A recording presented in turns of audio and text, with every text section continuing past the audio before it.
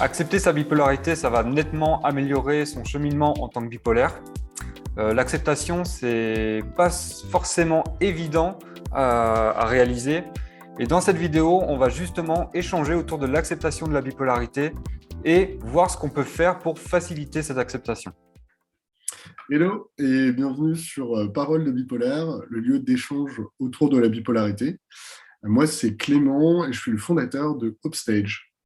Et moi, c'est Julien, coach pour bipolaire. Et aujourd'hui, le sujet de la vidéo, c'est l'acceptation de la maladie de la bipolarité. Super, et ben, merci en tout cas Julien. On va commencer dans le vif du sujet. Comment as-tu été diagnostiqué? Yes.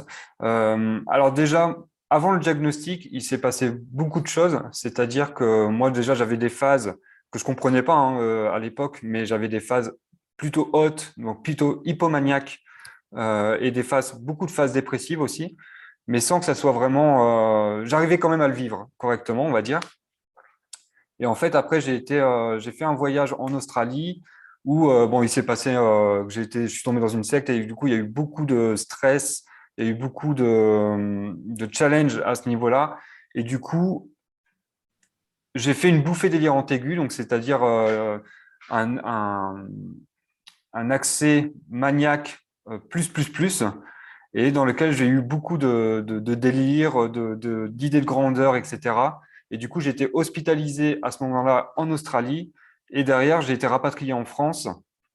Et c'est à partir de ce moment-là que déjà, on savait que j'avais une pathologie psychiatrique, mais on ne savait pas encore laquelle. Et c'est au début, les psychiatres, ils étaient assez frileux pour me donner un diagnostic précis. Et c'est au bout de à peu près 6 mois qu'ils m'ont dit, bah, vraiment, là, c'est un trouble bipolaire et que c'est caractérisé comme un trouble bipolaire, en fait. Ok, hyper intéressant. Et je reviens juste à un mot que tu as utilisé qui est le terme hypomaniaque. Est-ce que tu peux le définir peut-être? Ouais, alors du coup, le terme hypomaniaque, c'est vraiment le côté où on va être en sur-régime et sans pour autant que ça soit vraiment problématique pour nous. C'est-à-dire qu'on va bien le vivre. On- il y a plusieurs aussi caractéristiques de l'hypomanie. Donc, on parle vite, on dort moins, on fait tout plus rapidement, on a beaucoup d'idées, des idées de grandeur. Voilà, c'est un peu toutes les caractéristiques qui représentent la phase hypomaniaque. Ouais. Ok. De mon côté, par rapport à mon diagnostic, en fait, c'est arrivé suite à une période dépressive.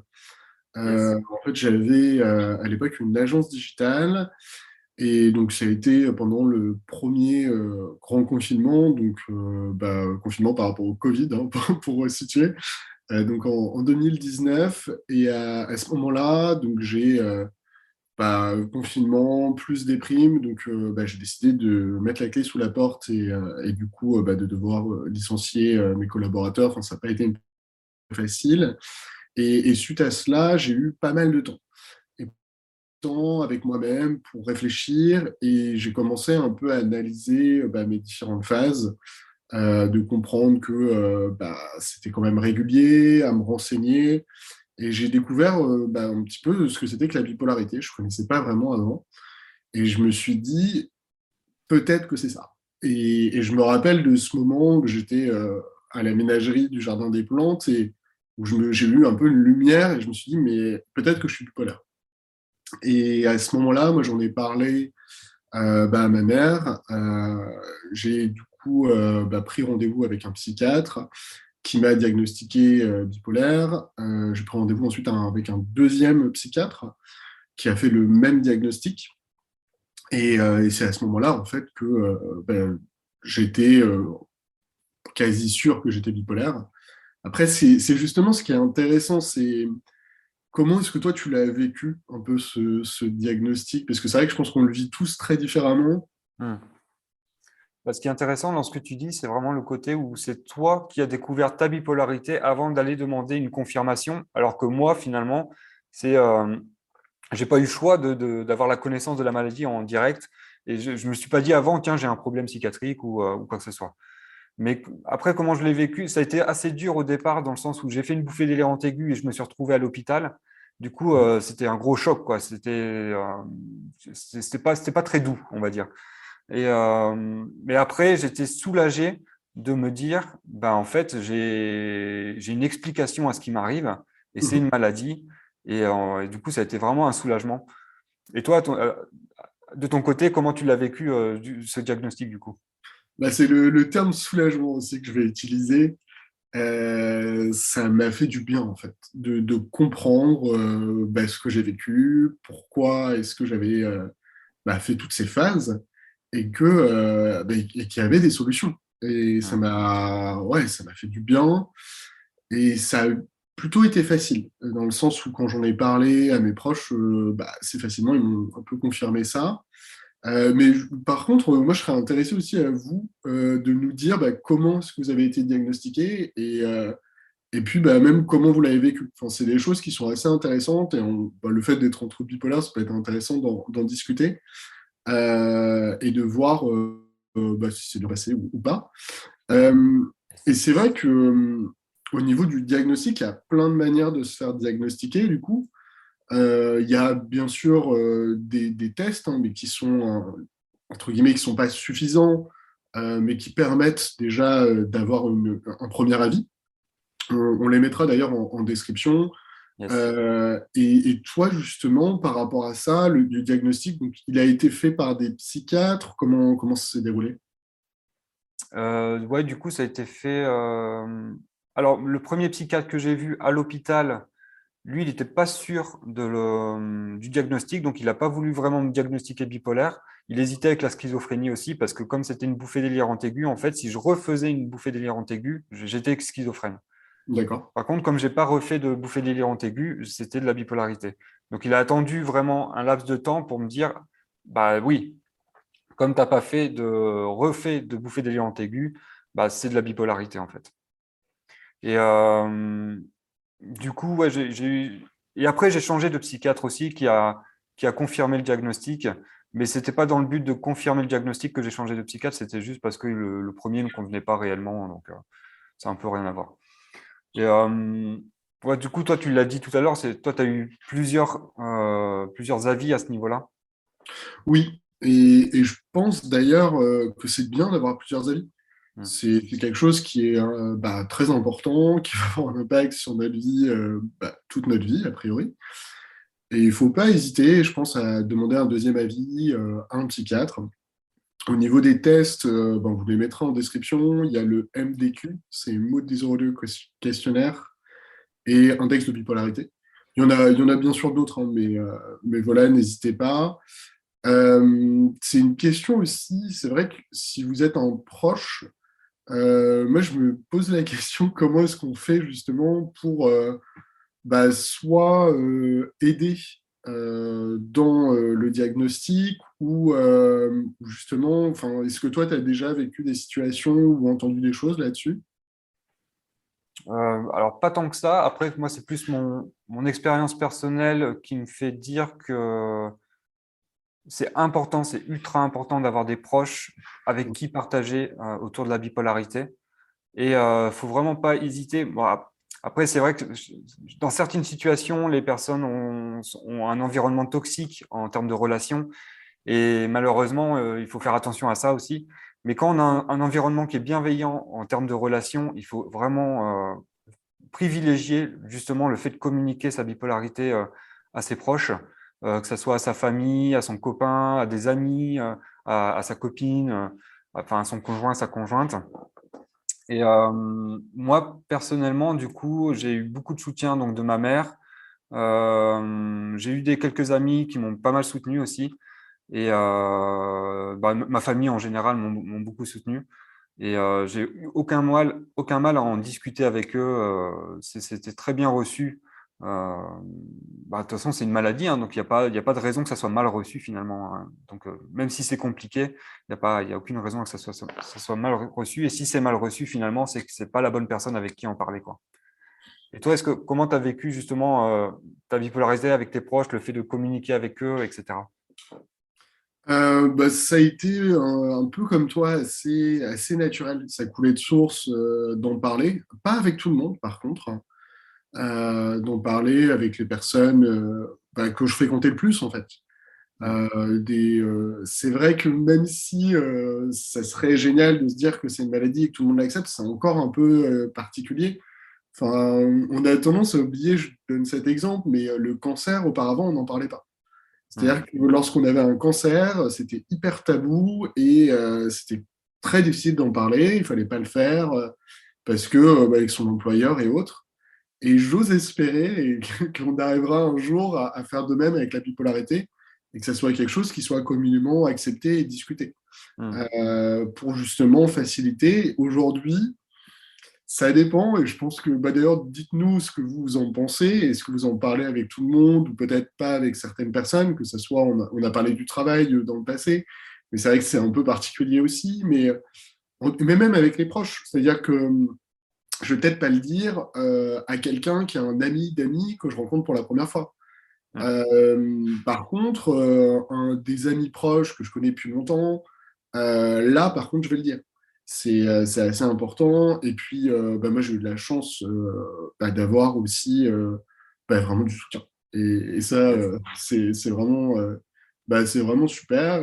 Mais c'est pas le cas de tout le monde. Et c'est vrai que de pouvoir notamment avoir des personnes autour de nous qui le savent et qui donc vont être en mesure aussi de nous aider lorsqu'ils détectent par exemple des phases hautes ou basses et puis même dans la vie de tous les jours. Mm. Donc c'est vraiment super. Euh, donc ouais, au niveau des réactions, plutôt, ils n'étaient pas étonnés, quoi. On va dire que c'était plutôt ah oui, oui, oui, bon, ce semblait logique. Euh, non, ça m'a fait du bien. Et après, je sais pas si tu as autre chose à ajouter. C'est vrai que Ouais, c'est. tu vois, par rapport aux réactions des proches, moi, j'ai quand même eu mon père qui, au départ, comprenait pas tant bien la chose. Et du coup, c'était un peu plus compliqué aussi à ce niveau-là, même si au fur et à mesure, il comprenait, quoi. Mais au départ, c'était un peu compliqué de se dire, ah tiens, il n'est pas capable de faire tout ce que fait une personne qui n'est pas bipolaire, quoi. Et ça, c'était un peu compliqué. Et du coup, des fois, j'avais des réactions où je me disais, bah, papa, essaie de comprendre un peu mieux, quoi. Et ça, c'était pas forcément facile. Et pareil aussi, au départ, quand je croisais des gens, j'avais tendance à le dire assez rapidement. Là où aujourd'hui, je suis pas dans la réserve, mais j'attends de connaître mieux la personne avant de le dire, quoi. Et je trouve que c'est plus bénéfique de le faire dans ce sens-là plutôt que de dire de but en blanc, bon, je suis bipolaire, où ça peut vraiment fermer la personne qui est en face finalement. Ouais, ouais, ouais, je suis d'accord. C'est comme quelqu'un qu'on rencontre pour la première fois. On va pas lui annoncer tout ce qui se passe, quoi. Ouais. De toute façon, c'est classique. Déjà s'intéresser à lui avant de parler de soi. Enfin, après, on le sait tous. Euh, et c'est vrai que bon, c'est vraiment une étape d'en parler, et c'est un peu une étape dans l'acceptation, parce que voilà, on est passé du diagnostic, Mm. ensuite du fait de pouvoir en parler, à qui en parler, et maintenant, comment l'accepter. On l'a un peu évoqué, mais c'est vrai que je me pose la question, personnellement, par exemple, sur le fait que peut-être, je ne savais pas que j'étais bipolaire, mais peut-être que je n'ai pas voulu non plus, à certains moments, creuser certaines choses, me renseigner, Mm. alors que je l'aurais fait sur d'autres sujets. Et c'est vrai que on parlait du diagnostic, je crois que les chiffres, c'est variable et ça change, il faut les prendre, mais on se base pour ceux de la Fondation fondamentale en France, qui explique que le diagnostic prend 10 ans.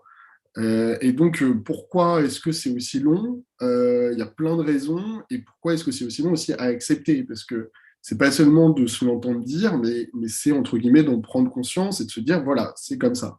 Toi, comment est-ce que tu as vécu ça et comment est-ce que tu as fait justement? Ben, je pense que comme toi, j'ai pas, je pense que je savais qu'il y avait un truc qui allait pas forcément chez moi et j'ai eu du mal à l'accepter. Déjà, après je l'ai accepté, mais en partie parce que je commençais à voir une psychologue Mais c'est vraiment à partir de la bouffée délirante aiguë où je me suis dit, non, là, il faut vraiment faire quelque chose parce que c'est un problème que je ne peux pas gérer tout seul, en fait. Et, Mhm. euh, et c'est à partir de ce moment-là où j'ai vraiment commencé à accepter réellement, finalement. Et après, pour accepter, moi, je me suis lancé, par exemple, dans la création de blogs pour expliquer mon histoire, pour partager mes idées, pour aider les personnes à accepter mieux, pour trouver des solutions, pour le vivre mieux, etc. Donc ça a été ma manière d'accepter. Et je pense qu'il y a autant de manières d'accepter qu'il y a de bipolaire, finalement. Et Ouais, c'est vrai, d'en parler, ça aide beaucoup aussi à accepter. Donc, j'en ai beaucoup parlé donc, à ma psychologue, au psychiatre, à mes parents, à mes amis avec qui j'avais confiance et avec qui j'avais envie d'en discuter aussi. Et au Mhm. fur et à mesure, en fait, plus j'en parlais, plus j'étais à l'aise à en discuter aussi et plus je l'acceptais en fait. Et en fait, je me rends compte que c'est vraiment la communication, le fait d'en parler qui m'a fait le plus accepter la maladie. Ouais, mais c'est super. Et c'est vrai que c'est particulier. Enfin, au début, même si c'était, bah, c'est en partie un soulagement et en partie, bah ouais, un poids énorme, quoi. Et c'est vrai que c'est une maladie, bon, même si ça changera peut-être, mais aujourd'hui, en tout cas, a priori, on n'en guérit pas vraiment. On arrive à la gérer, mais on garde ça pour toujours. Et c'est aussi un choc, hein. Je vais parler un peu de l'autre côté, même s'il y a du positif, mais c'est de se dire, bon, bah, en fait, on peut pas vivre exactement comme les autres. Et donc, il va falloir, sur certaines activités, bah, ne pas les faire, tout simplement, Mm. ou en faire d'autres. Et ça fait pour moi aussi partie de l'acceptation. C'est pas juste me dire, OK, je suis bipolaire, mais se me dire, OK, maintenant je suis bipolaire, donc je ne peux pas. Et c'est ça aussi qui est dur à accepter. C'est, par exemple, le fait que moi j'aime bien aller en boîte de nuit et je sais dorénavant que ça va pas vraiment avec ma bipolarité. Donc, Mm. ça veut pas dire que je vais m'interdire de le faire, mais ça veut dire que je vais fortement limiter cette activité. Et Et, et c'est vrai que, bah après, je ne sais pas comment vous, pareil, vous l'avez vécu, votre acceptation, et par quelle phase vous avez passé. Enfin, on parle toujours des phases de l'acceptation, donc, et avec le déni, mais ouais, c'est vraiment particulier. Et Après, je justement, pense tu qu'il ne faut pas parles. oublier que c'est une maladie et du coup, c'est comme le diabète. Moi, c'est ma psychologue, elle me disait toujours ça. C'est quand on est diabétique, eh ben, on est obligé de faire en fonction de la maladie et on ne peut pas faire comme si on n'était pas diabétique. Donc, c'est comme si on était diabétique, mais c'est juste que c'est notre maladie qui est à vie et on doit faire avec. Et du coup, on doit faire sa vie, construire sa vie en fonction de la bipolarité aussi. Ouais, c'est vrai. Mais justement, tu parlais un petit peu, justement, d'en parler avec ta psychologue, et en quoi ça t'a aidé, justement, dans cette acceptation. Mais déjà, le fait d'en parler à quelqu'un qui va pas juger ou qui est compétent pour aller creuser dans des sujets là où la famille va pas forcément comprendre ou va avoir des axes où va juger, pas forcément négativement, mais elle va juger. Et c'est vraiment c'est plutôt avoir un accompagnement parce que finalement, j'ai été suivi par pas que psychologue, j'ai fait psychologue, j'ai été voir acupunctrice, un hypnothérapeute, ple- plein de choses comme ça, un coach aussi. Et, euh, et en fait, l'accompagnement, ça permet de prendre du recul et de voir un peu d'une manière différente la maladie et de prendre conscience aussi de comment on pense, comment on fonctionne et du coup d'en apprendre plus sur soi et de comment on va soi-même gérer sa propre maladie, sa propre bipolarité. Et toi, du coup, est-ce que tu t'es fait accompagner du coup à ce niveau-là? Oui, oui, oui. Bah, ça a été dans un premier temps par un psychiatre, donc bah, très important, et c'était rassurant pour moi qu'il ait une expertise dans la bipolarité. Sachant que toi, au départ, tu prenais pas de médicaments, hein, c'est ça? Au début, non, j'ai pas pris de médicaments. En fait, bah, quand je l'ai su, j'ai voulu essayer sans médicaments. Et par la suite, j'ai fait le choix de prendre des médicaments. Euh, Je pense que voilà, enfin, c'était mon chemin à moi et de voir un petit peu comment est-ce que je voulais faire. Mais je pense qu'on reviendra justement sur le sujet des médicaments. Je pense que c'est un Hmm. sujet qui est très compliqué et qui est assez personnel. Mais après, bon, voilà, je maintiens que je suis pas médecin et que voilà, les médicaments peuvent être une super solution. Comme, enfin bon, voilà, je n'ai pas vraiment de jugement sur le sujet. Yes. Euh, Après, pour revenir justement à l'accompagnement, c'est essentiel. Enfin, d'avoir quelqu'un qui soit un professionnel, qui soit un peu extérieur, donc psychiatre et coach du coup. Et ça fait un bien fou en fait, d'avoir un peu et quelqu'un qui nous comprend et qui comprend les symptômes, Hmm. qui comprend ce qu'on vit. Ça aide énormément. Ensuite, il y a d'autres moyens. Il y a les groupes de parole qui sont très intéressants, de parler avec d'autres bipolaires. Bah, c'est pour ça d'ailleurs que j'ai créé une communauté hein, avec des groupes de parole, parce que moi, ça me faisait un bien fou en fait, de parler à d'autres personnes qui vivent ce que je vis. Et, et du Et coup, tu ouais, peux peut-être dire le nom pour ceux qui connaissent pas? oui, oui, oui. En fait, on vous mettra le lien, c'est un groupe sur Facebook, et bah, ça s'appelle le groupe de parole pour bipolaire, du coup. J'ai fait le plus simple, comme ça on peut le trouver. Euh, et c'est vrai que ouais, l'accompagnement, en fait, le fait de ne pas être seul, c'est essentiel. Et c'est essentiel pour trouver son rythme. Et d'ailleurs, Upstage s'appelle les étapes de l'espoir. C'est vraiment, je pense que c'est passé par des étapes et l'acceptation est probablement la première et celle qui est fondatrice. Parce qu'à partir du moment où on est un peu dans le déni et qu'on n'accepte pas notre maladie, bah, il est ensuite difficile d'aller voir des professionnels, d'aller potentiellement prendre des médicaments et même de changer son comportement.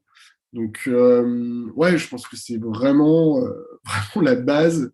Et on aurait pu commencer par cette vidéo d'ailleurs. Ouais. C'est vraiment un sujet qui est fondateur. Euh, Et je pense qu'on Ensuite, on fera une autre vidéo aussi plus en précision sur l'accompagnement, les accompagnements possibles. Je pense que ça peut être un sujet intéressant aussi. ouais, ouais, t'as raison. On voit qu'on a plein de choses à dire, mais on ne développe pas trop du coup. Non, mais c'est intéressant, hein, le diagnostic et un peu les étapes de l'acceptation. Donc, enfin, n'hésitez pas à nous raconter, vous, vos histoires, comment ça s'est passé. Peut-être les erreurs à pas faire. Moi, c'est vrai que si je devais en donner, ça serait, euh, ça serait probablement d'aller demander plusieurs avis. Enfin, si je pense à ma première dépression lorsque j'étais en école, euh, en fait, j'ai vu un psychiatre et en fait, il m'a pas diagnostiqué bipolaire. Il a diagnostiqué une dépression, comme c'est souvent le cas. Et là, c'est ce qu'on expliquait, hein, il y a un peu un souci de diagnostic. Et, et en fait, il y a deux choses. C'est si j'avais su que j'avais de la famille bipolaire, ça aurait peut-être facilité mon diagnostic, parce que j'aurais pu en parler. Et parce que c'est tabou, et c'est d'autant plus le cas pour la génération de nos parents, ça a été beaucoup moins, entre guillemets, discuté. Mais on ne faudra pas faire la même erreur. Et puis, il y a le fait que peut-être demander plusieurs avis. Et ça, je pense que c'est aussi essentiel. Et pas autant, il y a des professionnels, mais que ce soit des tests, que ce soit des proches, de leur demander un petit peu qu'est-ce qu'ils en pensent. Peut-être que ça peut faciliter ce diagnostic. Et c'est vrai que ouais, c'est peut-être l'un des sujets qui pourrait nous changer la vie en tant que bipolaire, parce que en fait, on mettra en place des choses beaucoup plus rapidement. Hmm. Et je pense notamment à mon comportement pendant des années qui ne prenait pas en compte que j'étais bipolaire, parce que je ne le savais pas, où en fait j'ai fait des erreurs. Notamment, je peux le dire entre nous, mais j'ai un peu trop fumé par exemple de marijuana. Et du coup, ça c'est quelque chose qui est catastrophique en tant que bipolaire. Et si j'avais su, j'aurais probablement eu un comportement différent. Mais toi, je ne sais pas si tu as des choses comme ça qui te Hmm. viennent à l'esprit, qui pourraient peut-être faciliter ce diagnostic. Ouais, un peu comme toi. Alors, faciliter le diagnostic, je sais pas, mais c'est peut-être accepter plutôt l'aide qu'on m'apporte parce que par exemple, je sais que ma mère, elle aurait aimé aller voir un psychiatre, que j'aille voir un psychiatre, mais moi, j'étais assez réticent. Et du coup, si j'avais accepté plus tôt que potentiellement j'avais quelque chose, eh ben, pareil, j'aurais pas eu des comportements comme prendre de la drogue, boire beaucoup d'alcool, pas faire attention à mon sommeil. Et ça aurait changé beaucoup de choses dans le sens où j'aurais peut-être pas fait de bouffée délirante aiguë. Après, je regrette rien, hein, mais ça aurait évité vraiment les gros chocs, quoi, en fait. Et je pense qu'on s'en passerait bien des gros chocs comme ça, quoi. Donc, Ouais, je pense que accepter plus rapidement, c'est se donner toutes les chances d'aller mieux sur le long terme, en fait. ouais, c'est clair. Et le diagnostic et l'acceptation, ce serait intéressant d'ailleurs d'en parler avec, par exemple, un psychiatre. Et c'est vrai que c'est l'un des sujets qui est l'une des grosses problématiques sur la bipolarité. C'est parce qu'on le découvre très tard. Pendant des années, on n'a pas fait ce qu'il fallait et du coup, c'est toujours plus compliqué. Hmm. Non, après, moi, j'ai pas trop d'autres points, même si on pourrait bien sûr un peu approfondir, mais pour résumer un petit peu les grands points, donc ça va être le diagnostic, un peu la prise de conscience. Donc c'est quelque chose qui est à la fois personnel et à la fois un peu plus, entre guillemets, scientifique, avec un médecin, des tests, le fait de demander plusieurs avis. N'hésitez pas, si vous avez un doute, c'est toujours intéressant. Ensuite, je pense que c'est aussi de vaincre sa propre peur d'avoir une maladie. Et Hmm. ça, c'est pas à négliger et je suis passé par là aussi, hein. Et du coup, après, donc, ça va être vraiment le fait d'en parler à ses proches pour confirmer en partie son diagnostic et puis commencer cette étape un peu d'acceptation pour à ce moment-là, en fait, être en paix avec soi-même. Et pour ça, l'accompagnement est essentiel, et notamment un accompagnement plus uniquement de nos proches, mais professionnel, avec Hmm. un coach ou un psychiatre et autres. Et voilà, je pense que c'est vraiment les étapes du diagnostic à l'acceptation. Euh, et pour ma part, si je te laisse le mot de la fin, Julien. Non, du coup, tu as très bien résumé, donc je pense qu'on va rester sur ça. Et juste, si vous appréciez notre travail avec Clément, n'hésitez pas à vous abonner à la chaîne pour avoir la continuité sur la bipolarité. Mettez un petit pouce j'aime pour nous soutenir également. Et on se dit à la semaine prochaine. Ciao, ciao. Au revoir.